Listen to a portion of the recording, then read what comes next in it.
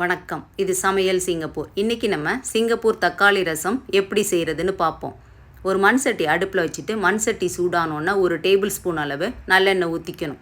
எண்ணெய் சூடானோன்னா 1/4 டீஸ்பூன் அளவு கடுகு போட்டுக்கணும். கடுகு நல்லா பொரிஞ்ச பிறகு 1/4 டீஸ்பூன் அளவு ஜீரகம் போட்டுக்கணும். ஜீரகம் நல்லா பொரிஞ்ச பிறகு 10 சின்ன வெங்காயம் சின்னதாக நறுக்கி வச்சுருக்கேன். அதை போட்டுட்டு 1/4 டீஸ்பூன் அளவு உப்பு போட்டு வதக்கிக்கணும். அப்போ தான் வெங்காயம் சீக்கிரமாக வதங்கும். வெங்காயம் நல்லா வதங்கின பிறகு 2 கொத்து கறிவேப்பிலை, ஒரு காஞ்ச மிளகாய் சின்னதாக உடச்சி வச்சுருக்கேன். அதை போட்டுட்டு திரும்பவும் நல்லா வதக்கிக்கணும். 4 தக்காளி சின்னதாக நறுக்கி வச்சுருக்கேன். அதை போட்டுட்டு 1/4 டீஸ்பூன் அளவு உப்பு போட்டு வதக்கிக்கணும். அப்போ தான் தக்காளி சீக்கிரமாக வதங்கும். தக்காளி நல்லா வதங்கின பிறகு 1 டேபிள் ஸ்பூன் அளவு ரசப்பொடி, 1/4 டீஸ்பூன் அளவு பெருங்காயத்தூள், 1/4 டீஸ்பூன் அளவு மஞ்சள் தூள் போட்டுட்டு அந்த மசாலாவை நல்லா கலக்கிக்கணும். ஒரு சின்ன நெல்லிக்காய் அளவு புளி எடுத்துகிட்டு அதை தண்ணியில் நல்லா கரைச்சிட்டு அந்த புளி தண்ணியை ஒரு ஃபில்டரை வச்சு வடிகட்டி சேர்த்துக்கணும். 1 லிட்டர் அளவு தண்ணி ஊற்றி ரசத்தை நல்லா கலந்துக்கணும். உங்கள் திக்னஸ்க்கு ஏற்றாப்புல நீங்கள் பார்த்து தண்ணியை கொஞ்சமாக ஊற்றி கலந்துக்கணும்.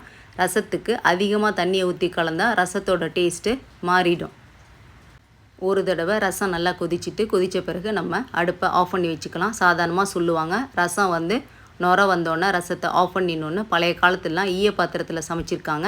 அதனால ரசத்தை நிறைய நேரம் கொதிக்க வச்சா ஈய சத்து நமக்கு நிறையா சேர்ந்துருமா உடம்புக்கு கொஞ்சமான ஈய சத்து தான் தேவைப்படுது. அதனால ரசத்தை ஒரு நுர வந்தோடனே பழைய காலத்துலலாம் ஆஃப் பண்ணி வச்சுருக்காங்க. ஆனால் இப்போ எல்லாம் ஒவ்வொருத்தவங்க சமைக்கிற பாத்திரம் வித்தியாசப்படுறதுனால நம்ம ரசத்தை ஒரு தடவை கொதிக்க வச்சுட்டு அப்புறம் நம்ம அடுப்பை ஆஃப் பண்ணி வச்சுக்கலாம். அப்போ தான் அதில் சேர்க்குற வெங்காயம், தக்காளி, மிளகு, ஜீரகம், பூண்டு, பெருங்காயம் அதோட சத்தெல்லாம் நம்ம உடம்புக்கு கிடைக்கும். இந்த ரசத்தை சாதத்தோடு சேர்ந்து சாப்பிட்றதுக்கு ரொம்ப நல்லாயிருக்கும். அதே மாதிரி இந்த ரசத்தை சூப்பாகவும் குடிக்கிறதுக்கு ரொம்ப நல்லாயிருக்கும். டயர்டாக இருக்குது சமைக்கிறதுக்கு நினைக்கும் போது இந்த ரசத்தை வச்சு சாப்பிட்டா ரொம்ப நல்லா இருக்கும். இந்த ரசம் சீக்கிரமாக டைஜஸ்ட் ஆகிடும்.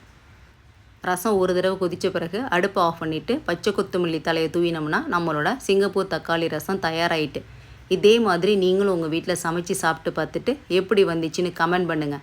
சமையல் சிங்கப்பூர் ரெசிபீஸ் உங்களுக்கு பிடிச்சிருந்தா சமையல் சிங்கப்பூர் சேனலை லைக் பண்ணுங்கள், ஷேர் பண்ணுங்கள், சப்ஸ்கிரைப் பண்ணுங்கள். இதே மாதிரி வேறு ஒரு சமையல் வீடியோவில் உங்கள் எல்லாரையும் மீண்டும் நான் சந்திக்கிறேன். அதுவரை உங்களிடம் வணக்கம் கூறி விடைபெறுவது உங்கள் சமையல் சிங்கப்பூர். நன்றி, வணக்கம்.